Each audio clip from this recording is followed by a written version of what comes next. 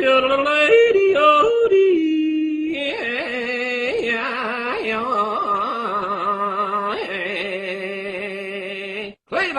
America. Hey everybody. So Obama won, which is great news. I expected Obama would win. And I think he's free to actually do things now. The Republicans some are saying he's a lame duck president already, when in fact, I think he's more powerful and more capable of doing things now than he's ever been.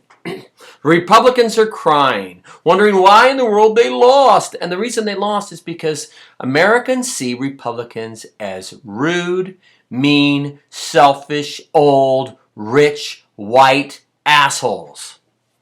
That's how America sees Republicans. That's why they'll never win any more elections until they can change their image. If you go to Fox News and watch Hannity, they're always talking about Obamacare and Obama's apology tour, about how Obama gets credit internationally for going around apologizing for what America does.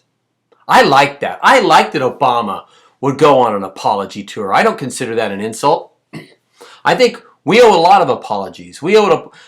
This tricky thing about apologies, you shouldn't be allowed to give an apology unless you intend to never do that bad thing again. So if someone punches you in the nose and says, "I'm sorry," and you accept their apology, and then they punch you in the nose again, and they say, "I'm sorry," and then they punch you in the nose again, and they say, "I'm sorry," you say, "Wait a minute, I don't want any more punches in the nose, and I don't want any more apologies. I don't want another apology until you promise with that apology that the behavior is going to stop."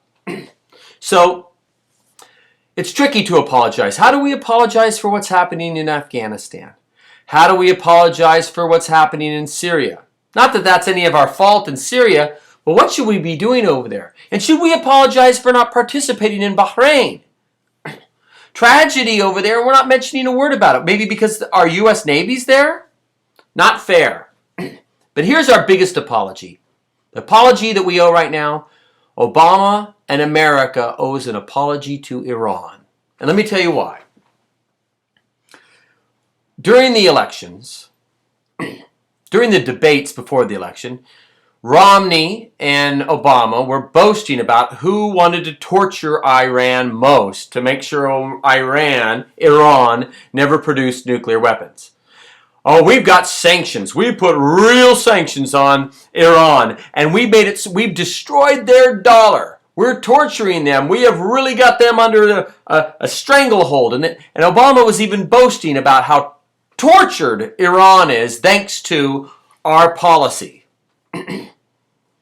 Our embargoes, our sanctions. Well, who do those sanctions affect?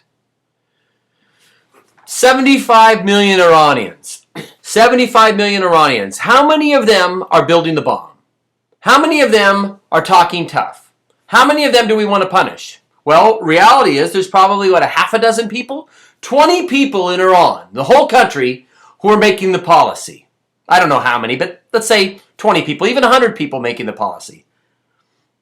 We're not punishing them. Our sanctions don't punish them. They're still eating steak for dinner. They're still dancing around an air-conditioned office, enjoying themselves, driving sports cars, surrounded by beautiful women, or ugly women, whatever they like. We're punishing the 75 million innocent Iranians. So if I was president of the United States, which would never happen, I'm not even president of my own house. If I was president of the United States, I would say after saying that about sanctions, I'd say, these brutal sanctions that we put on Iran that are crippling them and have crippled their economy, I recognize that who we're really crippling is the Iranian people. And I apologize to the Iranian people, but this is what we need to do. But wait a minute, is it really what we need to do? Do sanctions really work? America had put sanctions on Cuba for decades. Israel has got sanctions on the Palestinians. Did it stop anything? Did it make people more peaceful? It just made the people poor and weak and angry and more desperate and more hateful. Sanctions aren't going to stop Iran. The Iranian aristocrats are going to be just as wealthy. You know who we're punishing? We're punishing the 75 million innocent Iranians.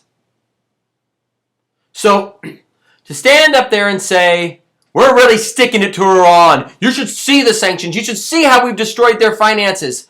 What about the families? You should see. We should see how we've destroyed the Iranian culture. We see how we've destroyed families. So if Obama's going to apologize for anything, that's the first thing he should apologize for. And now that he's won the election, he doesn't have to worry about potentially losing the election by saying something which is really true.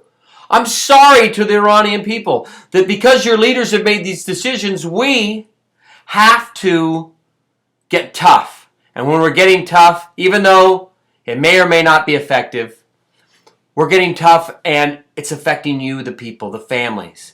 Kids don't have enough food in their mouth. There's not enough fuel. The dollars, their money is wiped out. We owe the Iranian people, the decent Iranian people, an apology. And most people all over the world are decent.